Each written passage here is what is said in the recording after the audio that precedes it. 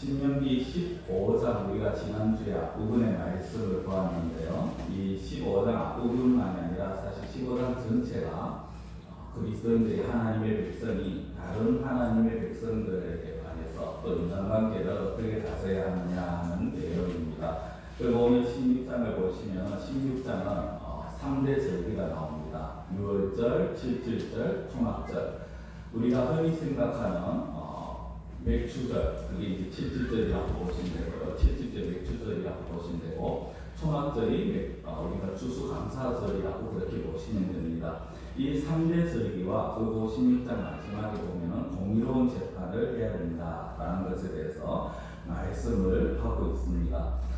우리가 이제 7.7절이나 초막절, 다시 말씀드리면 맥추절이나 추수감사절은 또 그 절기가 되면 말씀을 드릴 기회가 있을 것 같고요. 오늘은 6월절에 관해서 제가 같이 말씀을 나누려고 합니다.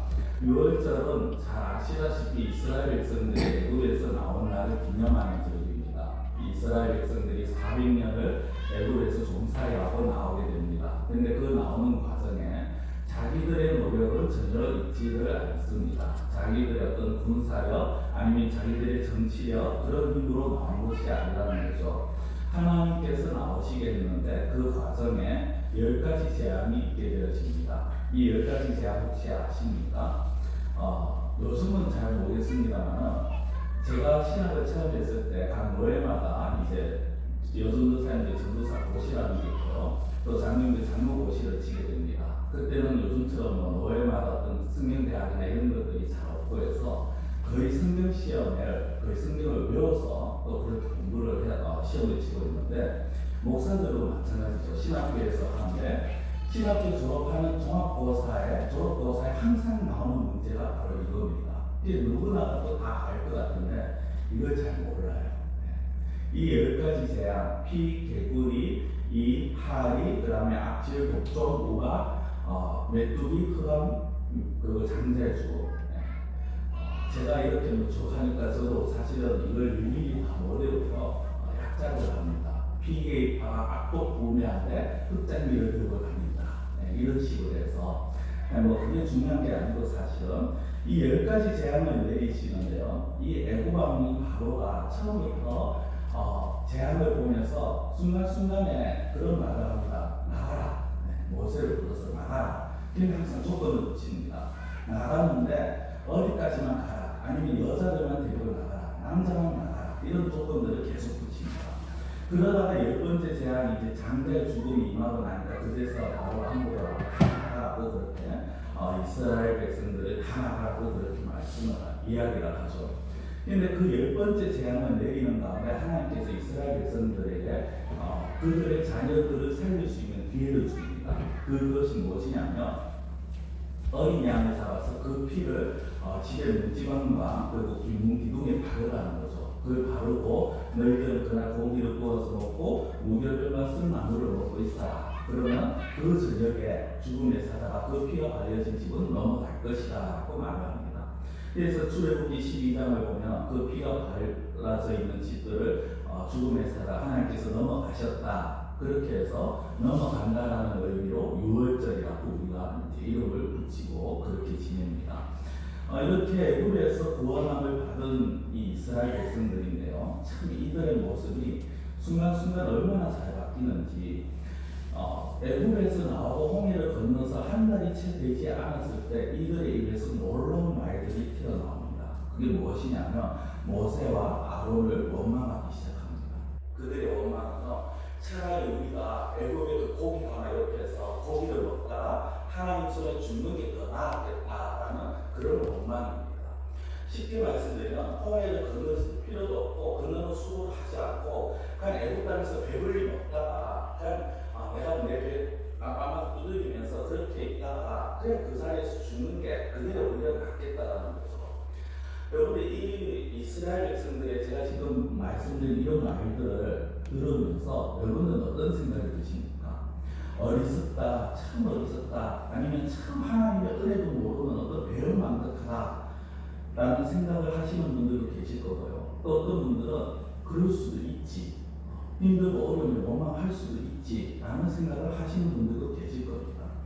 근데 이들이 왜 이 원망을 했을까 하는 것을 우리가 좀 생각해 볼 필요가 있습니다. 이들은 지금 착각을 했어요. 무슨 착각이냐면 하나님의 계획에 대한 착각을 했습니다. 그게 뭐냐면요, 자기들은 홍해를 건너고 며칠만 가면 가나안 땅에 들어갈 수 있을 것이라는 생각을 했습니다. 실제 지도상으로 그들이 가는 길 사마을만 가면 가나안 땅에 들어갈 수 있는 거리입니다. 그런데 가만히 가다 보니까 이 모세와 아론이 뒤를 따라서 가다 보니까 왠지 뒤를 계속 도는 것 같은 거예요. 뺑뺑 돈다라는 느낌을 받습니다. 빨리 들어가지 않는다는 거죠, 가나안 땅에. 하나님께서 약속하시는 그 가나안 땅, 젖과 꿀이 흐르는 복된 땅에 빨리 들어가서 좀 그곳에서 풍족함을 누리면서 좀 여유있게 그리고 편안하게 살고 싶은데 이 모세와 아론이 가만히 보니까 앞에서 계속 이상하게 뒤를 돌고 도는 그런 모습을 보이는 것입니다. 그러다 보니까 화가 나는 거죠. 근데 성도들 이 모습이요, 사실 우리들의 모습이 아닌가 돌아볼 필요가 있습니다. 많은 사람들이 교회를 다니고 하나님을 믿으면 내 삶에 뭔가 변화가 나타나야 된다고 생각합니다. 병이 나아야 되고, 그 다음 사업이 잘 돼야 되고, 내가 원하는 것들이 이루어지고, 자녀들이 세상적으로 막 좀 성공하고 그런 모습들이 이루어질 것이라고 그렇게 생각을 합니다. 사실 우리가 많은 사람들이 신앙생활에 초창기는 그런 모습들, 그런 마음을 가지고 오지 않습니까? 그런데 시간이 지났는데 바뀐 게 없다는 거예요. 교회를 다녀왔자 별볼일 없다라는 이야기들을 하게 됩니다. 그러다 보니까 시간이 지나면서 심지어는 어떤 말을 합니까? 교회라는 게 그냥 내 마음의 평안을 얻기 위해서 다닌다, 이런 소리만 하고 다니시는 거죠.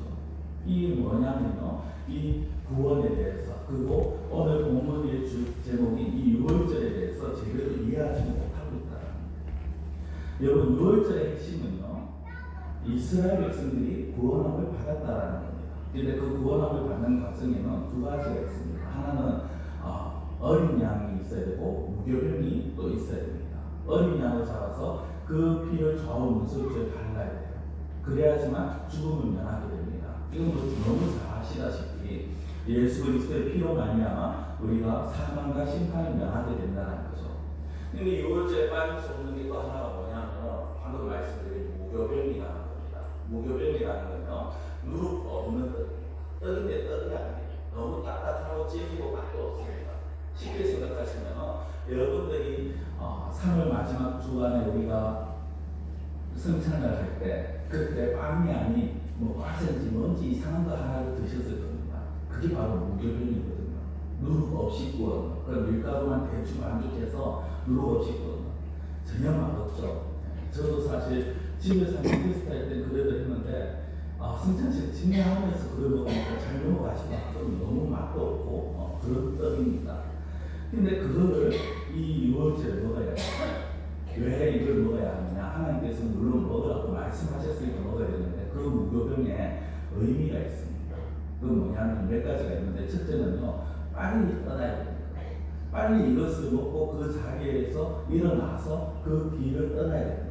근데 언제 반죽까지는 하지만 언제 거기에 누룩을 넣고 그 누룩이 다시 발효되기를 기다리고 그럴 시간이 없다는 거예요. 또 하나는요, 이 누룩은 죄를 생각하는 거예요. 그래서 하나님의 은혜로 구원함을 받은 자리에 죄가 들어가면 안 된다는 거죠. 이것이 사실 두 개가 복합적입니다. 그런데 우리가 이 죄에서 속히 떠나야 되는 거예요. 죄를 가까이 해서가 안 되고 죄를 멀리하고 죄의 자리에서 속히 떠나야 됩니다. 이게 바로 무교병, 누룩 없는 거입니다. 자, 그래서 그 중에 하나가 이제 빨리 먹어야 된다는 거고요. 그래서 출애굽기 12장 11절에 보면은 이렇게 말하죠. 너희는 그것을 이렇게 먹을지니 허리에 띠를 띠고 발에 신을 신고 손에 지팡이를 잡고 그 피 먹으라. 이것이 여호와의 6월절입니다. 성도 여러분, 이 그 피 먹으라는 앞에 정말 어떤 모습이냐면 허리에 띠를 띠고 발에 신을 신고 손에 지팡이를 잡아야 됩니다. 이게 뭐냐면요, 들 떠나는 사람들의 체계예요. 오늘날로 말하면 우리가 여행을 갈 때 여행 캐리어에다가 막 이것저것 다 사고 그 다음에 신발도 다 신고 차 시동 걸어놓고 그리고 집이 문을 나서기 전에 하루에 딱 먹고 출발하는 그런 거. 그렇게 급하게 해야 되는 그 모습. 더 이상 죄에 연연하지 말고 어떻게 보면 애국에 연연하지 말라는 거죠. 애국에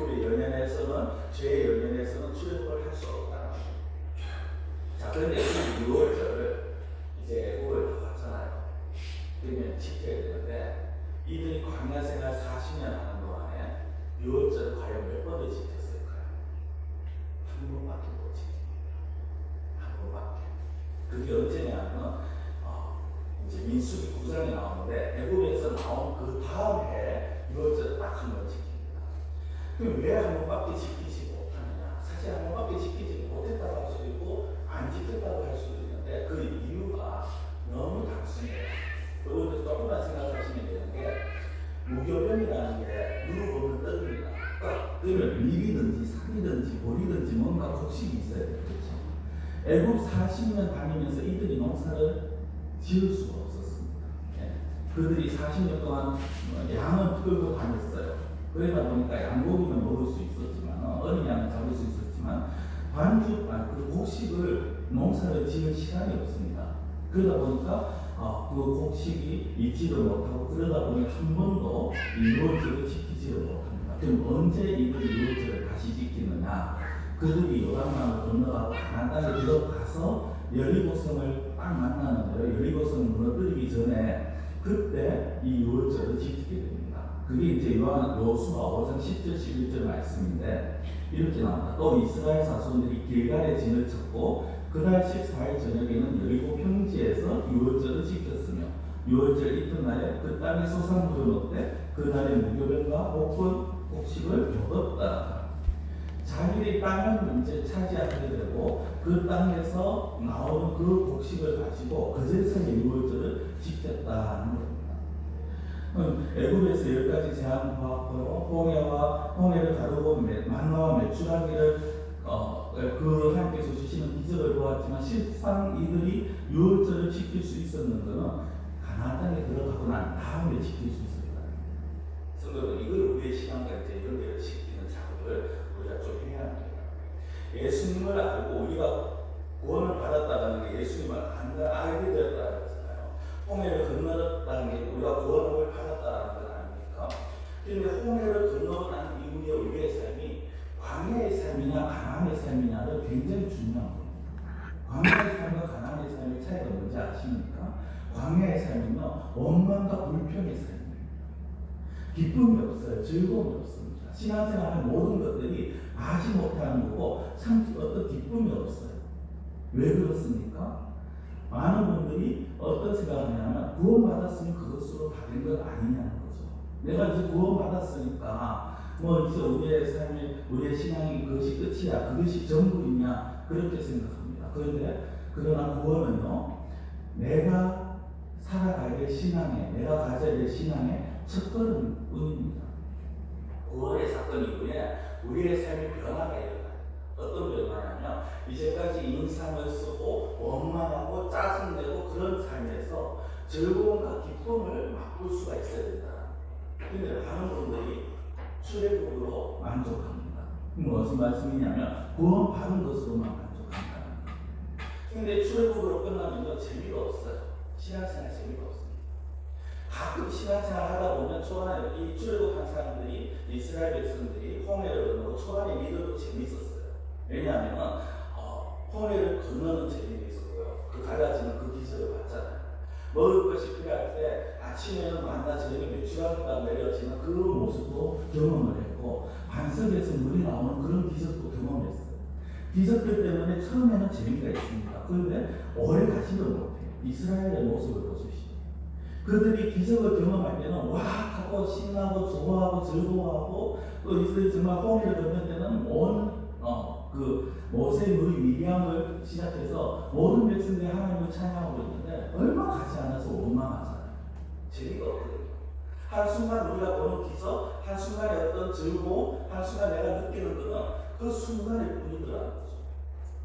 그래서 조금만 시간이 지나면요 신앙생활이 왜 이렇게 힘이 드냐 왜 이렇게 재미없냐 그런 원망들을 하게 되더라는 거예요. 제가 말씀을 보면서 준비하면서 들었는 생각이죠. 교회 안에서 사람이 자라나는 과정을 생각해 봤습니다. 가난아이들부터 유치부 정도 되면요 교회 안에 오면은 물론 이제 부모에 의해서 마지못해 오거나 아니면 뭐 선생님한테 들려오거나 그렇게 하지만 그 교회 오면은 친구들이 있어요. 또 아니면 그 주일 앞에 중학교는 뭐 설교나 예배나 공부나 이게 또 재미있기도 하고 장난감 있고 하니까 재미있게 그렇게 시간을 보냅니다. 그런데 조금씩 자라면서 친구들과의 사이도 별로 그렇게 흥미가 없어요. 교회가 재미가 없어집니다. 의무적으로 다니지만은 신앙생활에 따분해집니다. 중학교, 고등학교 가면은 우리 엄마 아빠 하면 내가 여기 안 온다라고 생각이 들기 시작합니다. 그게 요즘 청소년들의 모습이에요. 그러다 보니까 나이가 들수록 더 그렇죠. 청년의 시기를 넘어가면 더더욱 그렇습니다. 작년이 돼도 여러분들 솔직하게 교회를 정말 기쁨과 즐거움으로 오십니까? 아니면 의무적으로 오십니까? 나이가 들수록 그렇다. 그래서 안 나올 건수만 있습니다. 안 나올 건수만 어떻게 한번 교회를 빠질 건수가 없을까? 그럴 건수만 있으면 타고나 싶어서 교회를 빠지게 됩니다. 아무리 생각해도 재미가 없거든요. 혹시 이게 우리의 모습이 아닙니까? 이게 광야의 모습이다. 출애굽이라고 구원을 받았지만 광야의 모습이라는 거죠. 이스라엘의 모습을 생각해 보시면 그들이 홍해를 건너고 만나를 먹지만 그것은 부족했어요. 그들은 가나안 땅에 들어가야 했습니다. 그래야 그곳에서 농사도 짓고요, 그곳에 수확물을 가지고 열정도 얻겠습니다. 그러나 광야에 머무르고 있다면 그들은 불편밖에 나오지 않아요. 앞서 말씀드린 것처럼 초창기에 많은 기적을 보고 재미도 있었지만 시간이 지나면서 뭐라고 합니까? 애굽에서는 뭐도 있었는데 뭐도 있었는데, 앞서 말씀드린 것처럼 애굽에서는 차라리 내가 애굽에서 그 고기가 막 이렇게 해서 고기 배불리 먹다가 죽는 게 더 나았겠네요. 아침에도 이것을 먹다 아침에도 만나고 점심에도 만나고 저녁도 만나고 온통 만납니다. 재미가 없고 뭔가 새로워요. 우리가 신앙생활하면서 뭔가 좀 신나고 재밌고, 아니면 필요했더니만 내가 아픈 부분이 나았다든지, 아니면 내가 정말 하나님 앞에 기도했더니, 아니면 열심히 주일 꼬박꼬박 지키고 주일이랑 꼬박꼬박 지켰더니 하나님께서 막 내 자녀들을 좋은 대학 가게 하고 좋은 직장 들어가게 하고 성공하겠다든지, 그러면 좋은데 그것도 단 일순간이라는 거죠. 하나님께서 주신 당시 이스라엘 백성들에게 있어서 광야에서 만나와 매출하는 하나님께서 주신 최고의 선물이었습니다.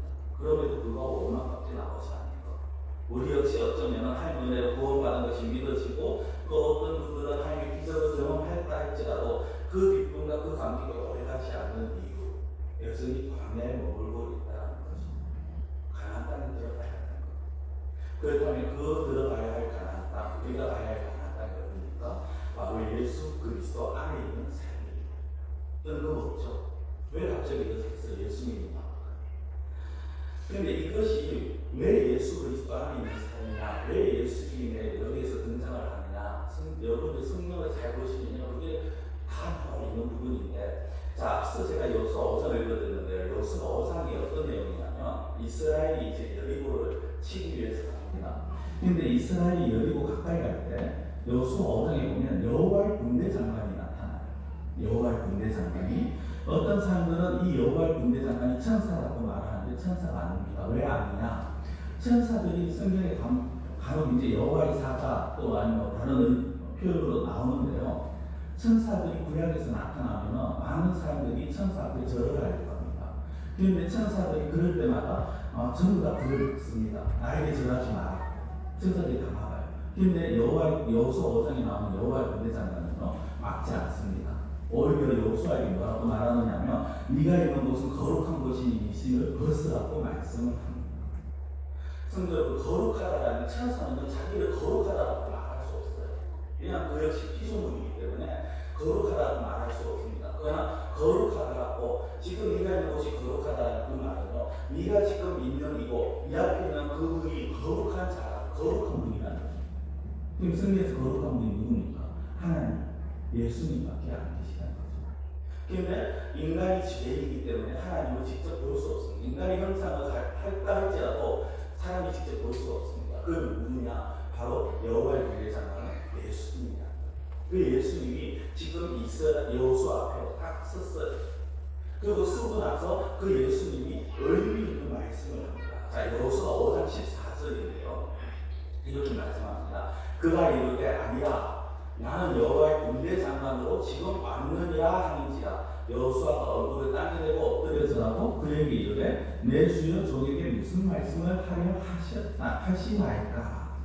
이 앞에요 여호수아가 그 군대 장관이 이르되 그가 이르되 아니라라는 이 말은요 여호수아가 딱 보자마자 경계심을 가집니다.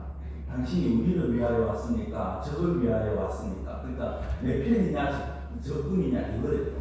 그때 이 여호와의 군대 장관이 아니다라고 말하죠. 그러니까 적이 아니다라는 겁니다. 그러면서 하는 말이 나는 여호와의 군대 대장으로 지금 왔느니라. 성도들 지금 왔다라는 이 말씀은 과연 어떤 이야기입니까? 이스라엘 백성들이 광야 생활하면서 지금까지 온 과정 가운데 예수님이 계속 같이 계셨다는 것입니까? 계시지 않으셨다는 겁니까? 지금 왔다. 내가 지금 왔다. 이 말은요, 이제까지 계시지 않으셨다. 함께 하지 않으셨다. 물론 하나님이 이스라엘 백성들을 돌보시고 이스라엘 백성들을 보호하셨습니다. 낮에는 구름기로 밤에 불기둥으로 아침에 만나로 저녁에 메추라기로 그리고 반석에서 물이 솟아나가면서 그들을 인도하셨고 보호하셨어요. 그러나 그것은 여전히 광야였어요. 하나님 그들을 보호하셨지만 그러나 예수님이 함께 동행하는 그런 모습을 보이지 않았습니다. 그런데 지금 예수님께서 여호와의 군대장관으로 오신 예수님께서 지금 왔다라는 말은 이제까지 내가 너희와 함께하지 않았는데 이제부터 내가 너희와 동행을 하겠다라는 거예요. 예수님께서 이제 너희 가나안 땅에 들어온 이곳에서부터 여리고성부터 내가 너희와 동행을 하겠다라는 거예요. 성도 여러분, 이게 바로 예수님이 함께하시는 곳이에요. 그래서 가나안 땅에 들어간다는 건요, 예수 그리스도 안에 산다는 것이고, 여호와의 군대 장관이 이제 왔다는 것은 그 군대 장관 대신 예수님이 이제 함께 하시겠다. 그래서 달리 말씀드리면 가나안 땅에서의 삶은요, 예수님 안에 거하는 삶입니다. 예수님 안에 산다는 것은 무엇입니까? 예수님을 따른다는 거예요. 그런데 우리가 실제 예수님을 따른다는 게 말은 쉽지만 그게 그렇게 쉬운 게 아니잖아요. 더군다나 예수님을 따른다는 그 말씀의 그 참된 의미를 안다면 내가 예수님을 따르겠습니다. 아니 또 나는 이제가 예수님을 따랐습니다. 사실 쉽게 말하지 못합니다. 그 의미가 뭡니까? 마태복음 16장 24절에 이에 예수께서 제자들에게 이르시되 누구든지 나를 따라오려거든 자기를 부인하고 자기 십자가를 지고 나를 따를 것이니라. 예수님께서 제자들에게 하시면서 나를 따라오려거든, 즉 예수님을 따르는 삶이 어떤 삶이라고요? 자기를 부인하는, 자기를 부인하는.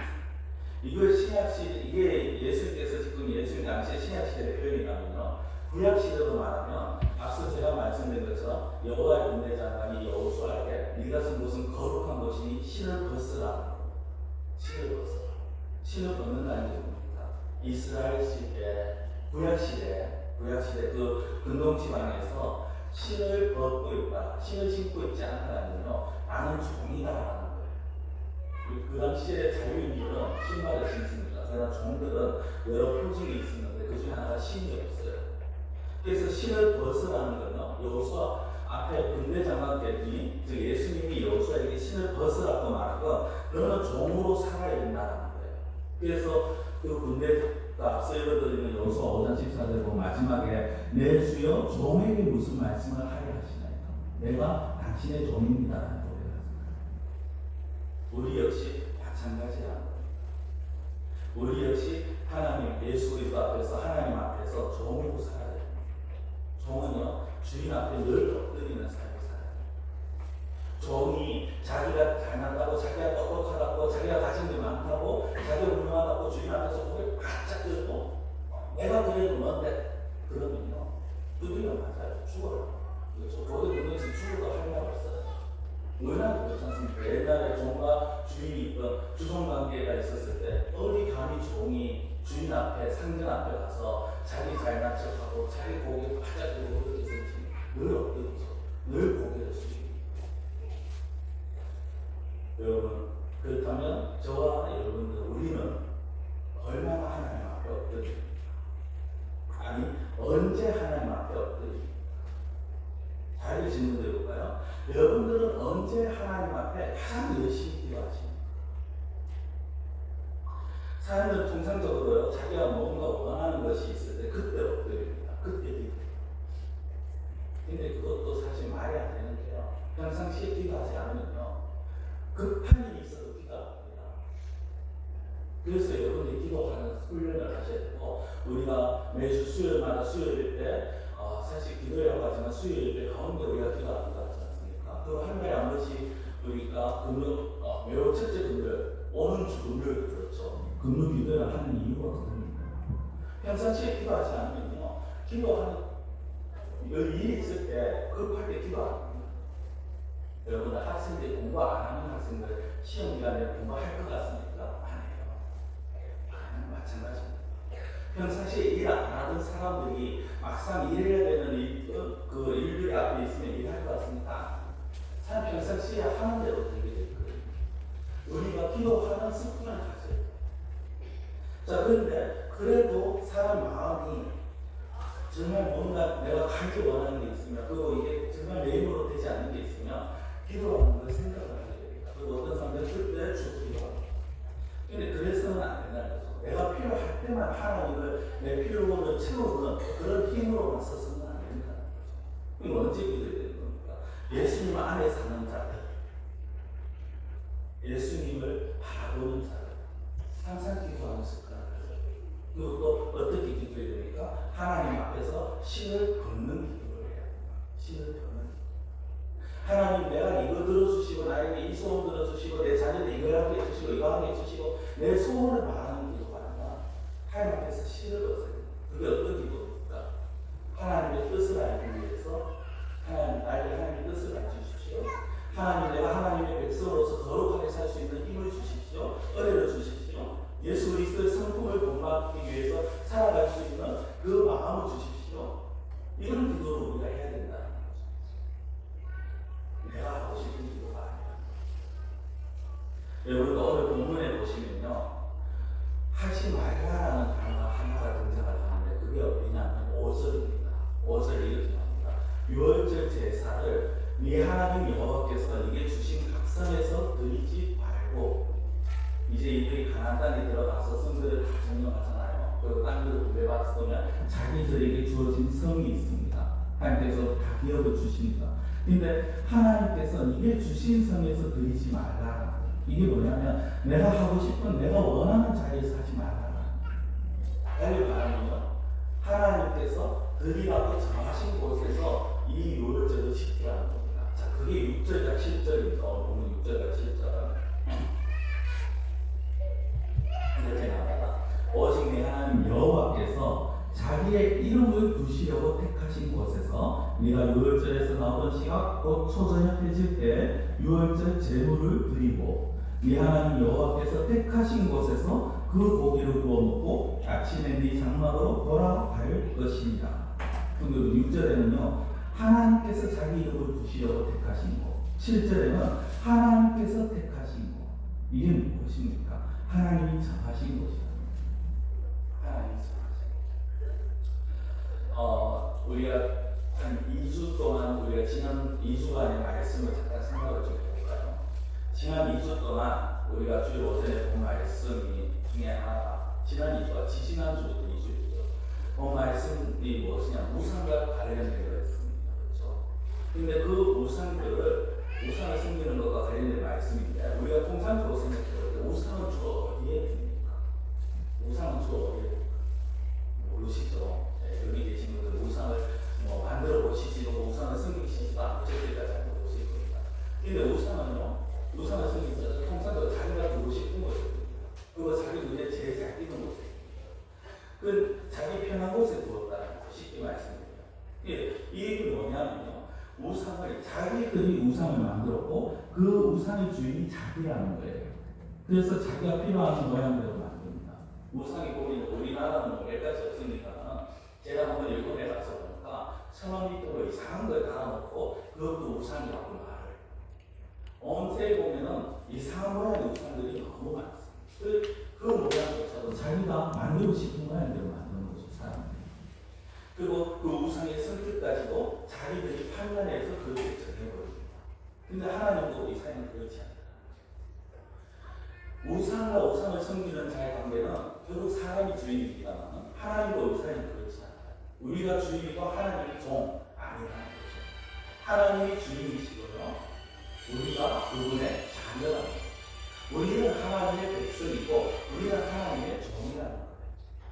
이거를 잘못 생각하시면 너무 또 주종관계만 따지셔서 그러면 우리는 하나님 말씀에 끽소리도 못하고 그냥 하나님께서 하나님대로 막 이리 빙구고 저리 빙구해야 되느냐, 그게 아니죠. 하나님은 우리를 절대 그렇게 무시막지하게 대하지 않으십니다. 하나님은요, 하나님에게 있어서 우리들, 저와 여러분은 사랑의 대상입니다. 다만 제가 말씀드리고 싶은 건요, 우리가 가져야 될 신앙, 그 신앙의 목적지를 바로 알아야 된다. 신앙의 내용을 제대로 알아야 된다. 그 신앙의 목적지, 그것이 어딥니까? 그 신앙의 내용이 뭡니까? 바로 하나님의 주인 되시. 이것이 신앙이고 이것이 믿음이다. 이것이 가나안 땅의 삶이라. 그런데 우리의 모습이 어떻습니까? 내가 주인입니다. 하나님은 내가 하고 싶은 것을 이루어주는 존재. 그러니까 힘이 좀 내가 할 수 없는 것까지 할 수 있는 그런 힘 있는 존재. 내 욕심을 채워주는 존재. 그 정도로만 많은 사람들이 여긴다는 겁니다. 그러니까 좀 힘들고 어려우면 하나님 막 원망을 불평을 하죠.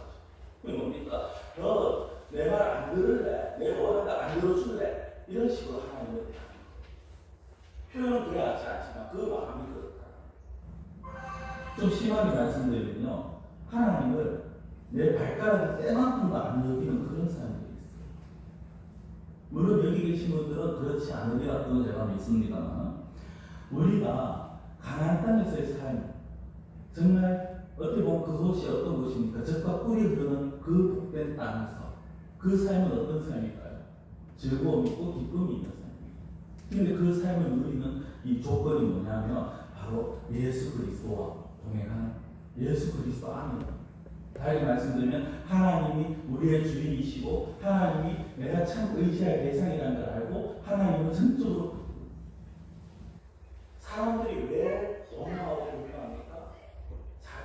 똑같은 말씀입니다만 자기가 주인이에요.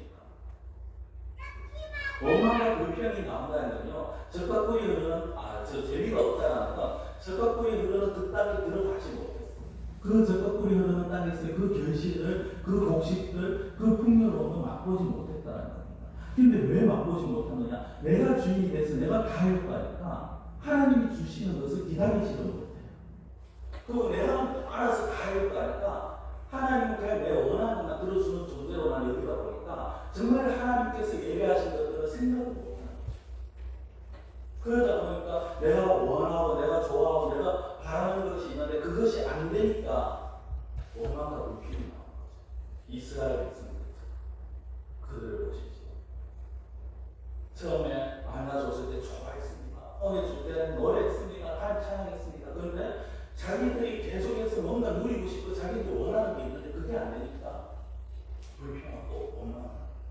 하나님께서 나를 가장 좋은 것으로, 가장 선한 것으로, 하나님께서 가장 나를 행복하게 이끌어 주실 것이라는 것을 믿지는 못했고 그 하나님을 주인으로 생각하지 않고 자기가 주인이 되어서 가니까, 그러다 보니까 하나님 앞에 계속 불순종의 모습을 저지르고 결국 그러다 보니까 그 애굽에서 나온 1세대들이 광야에서 탈출게 되는 그런 결과를 맞이하지 않습니다.